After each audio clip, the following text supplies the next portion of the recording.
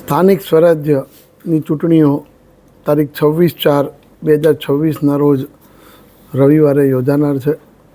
મોરબી જિલ્લામાં મોરબી જિલ્લા પંચાયત, મોરબી જિલ્લામાં આવેલા 5 તાલુકાની 5 તાલુકા પંચાયત, મોરબીના 3 નગરોમાં આવેલી નગરપાલિકા અને મોરબી શહેરની મહાનગરપાલિકાની ચૂંટણીઓ યોજાનાર છે.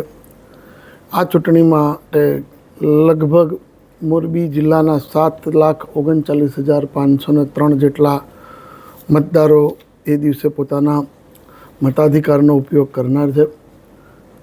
આના માટે જિલ્લા વહીવટીતંત્ર તરફથી 857 જેટલા બૂથ ઉપર 4,285 જેટલા અધિકારી કર્મચારીની નિમણૂક કરેલી છે અને અમારા જિલ્લાના એસપી શ્રી મુકેશ પટેલ સાહેબ તરફથી લગભગ 2,000 જેટલા પોલીસ અધિકારી કર્મચારી હથિયારધારી બિન હથિયારધારીની નિમણૂક કરેલી છે.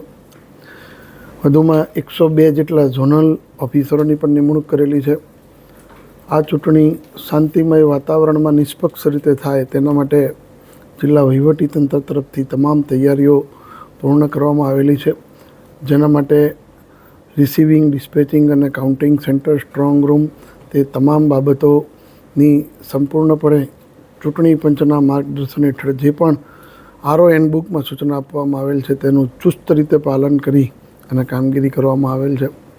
મતદાન મથક ઉપર એઝ્યોર્ડ મિનિમમ ફેસિલિટી એટલે કે જે બેઝિક જરૂરિયાતો છે, પીવાના પાણીની વ્યવસ્થા, તડકાથી બચવા માટેની વ્યવસ્થા, વ્હીલચેરની જરૂરિયાત હોય, દિવ્યાંગ અમારા વોટર્સ માટે આ પ્રકારની તમામ વ્યવસ્થાની પણ અમે સંપૂર્ણપણે કાળજી રાખેલી છે.